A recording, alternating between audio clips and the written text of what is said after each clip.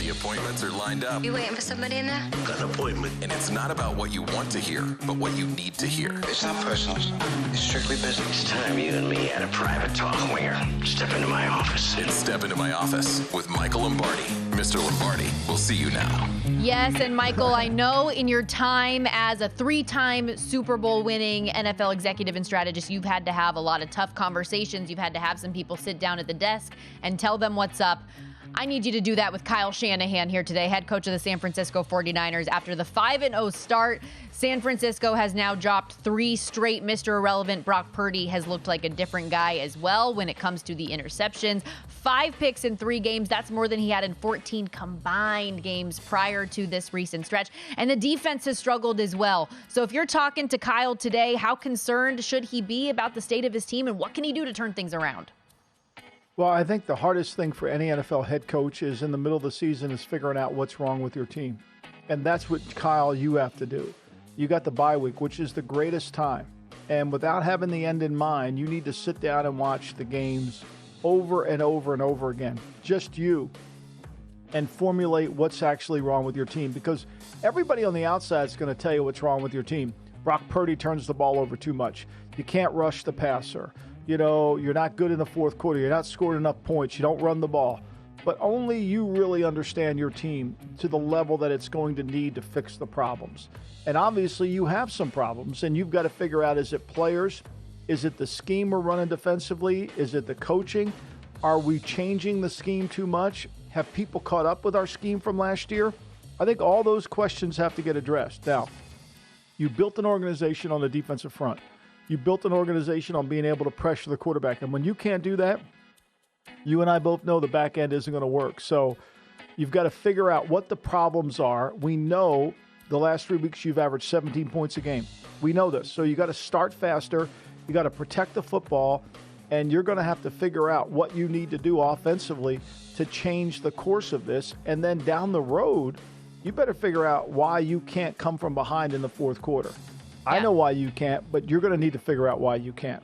A team that seemingly needs to play with a lead from the jump. They are still a co-favorite with the Philadelphia Eagles to win the NFC and an odds-on number in the division, but we'll see if they are aggressive at tomorrow's trade deadline. Another team that's got some of those questions about what they might do in the next 24 hours, the Minnesota Vikings, as we bring head coach Kevin O'Connell into the office. They started the season 1-4, but have reeled off 3 straight wins. It looked like maybe they could make a run in that NFC North. Then Kirk Cousins goes down with a season-ending Achilles injury. How should O'Connell handle the loss of his quarterback that had been playing at a really, really high level as of late and the Vikings' uncertain future? Well, I think what you need to do is you need to just handle the situation the best you can, because there's no quarterback out there who's going to save your season. You haven't been able to run the football effectively. Kirk has kind of carried you. Other than the red zone turnovers earlier in the year, you would have a much better record, would have clearly beaten the Chargers and some other teams. So, look, you've got a good nucleus. Your team believes in you winning. You can't lose that. You can't lose that. You've got to play to a certain standard and continue that standard. And hopefully try to develop a young quarterback, because whatever you decide to do at quarterback next year, whether it's re-sign Kirk back or whether it's go find a draft pick, it's all going to come down to your ability to develop the team around. So without Kirk, you're going to have to change what you do offensively. Like, no one's coming in to take his spot. You can't do that. We know that. So it's time to get on with the new era. And if Kirk comes back, that's great. But at least now you have an idea about what you're going to build the team around. It's going to be tough sled, and you know that. Mm-hmm. The defense has improved. What you have to improve is your run game. Tough for them to lose such a key cog. Was leading the league for touchdown passes with 18, tied with Tua Tagovailoa, second in passing yards. How about Jordan Love, quarterback of the Green Bay Packers? After the 2-1 start, it has been rough as of late. Can I bring in LaFleur with them too? Go for it. Go for it. I mean, he said we're a mess right now. So what? You talk to him. Sit them both down at the table. Well, I mean, if you're a mess, you got to figure it out. I mean, you've already had your bye week. What did you do on the bye week, right? I mean, if you've already had the bye and you come back off the bye and you say you're a mess, what have we been doing, right? So, look, I think that your biggest issue, and I'm going to keep saying this to you, Matt, is defensively you don't get enough out of your team. I mean, you've got way better talent over there than the production. You know, now I know you really believe in Joe Barry. I get that. But, you know, there's times where you just can't ignore what goes on. The fact that you don't play great run defense against Denver, who can only run the ball. You want Russell Wilson too. You can only play, you give up 211 yards rushing at home to Detroit. You give up 211 to Atlanta. Something's wrong here. And to me, the problem you have is because you're a subcontractor, all you care about is the offense, which isn't going very well either, by the way. 25th in yards, 21st in points scored. You can't throw the football effectively. You're 29th in the league in interceptions thrown, and you can't make explosive plays. You're 22nd in yards per attempt.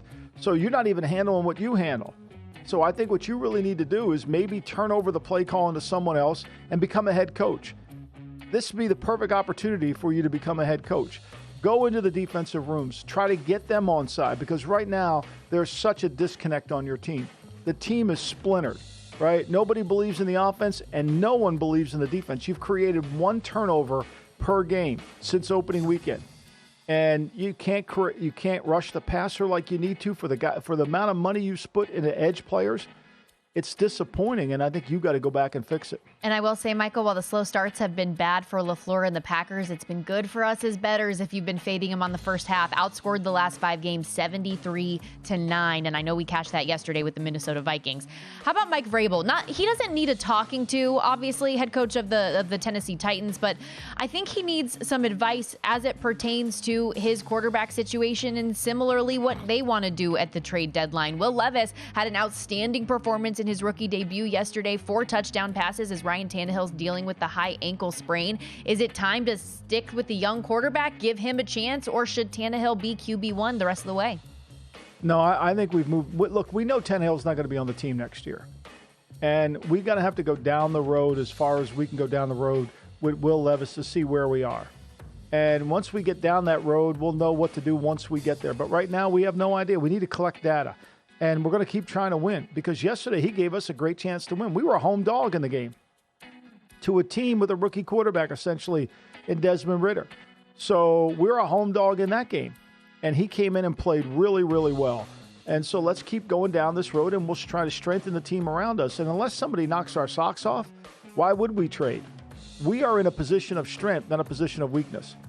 Teams that are in a position of strength, saying no is a smart thing. Saying yes to anything is not really good. And you always want to put yourself in that position, and I think he can do a really good job of that. Let's go to the Indianapolis Colts. Producer Elliot and I are commiserating because both the 49ers and Colts on 3-game skids right now. It's not great. And for Gardner Minshew, since he has taken over the job for the injured Anthony Richardson, has done, just 9 turnovers in 3 games, Michael, that have resulted in 41 points for the opposition. Gardner is sitting in the office. What can he do to salvage his season and future in the NFL? I think, Gardner, you need to tell your head coach that you are not. I know this is going to shock your head coach, but you're not Jalen Hurts. You need to go tell your head coach that you are not Phillip Rivers. You need to go tell your head coach you're a backup quarterback who got beat by New Orleans last year at home when you played for Philly because you turned the ball over in that game, right? Now, I also think you got to tell your head coach he's not as good a defense as he thinks he is because they gave up 511 yards to an offense that was struggling all year long.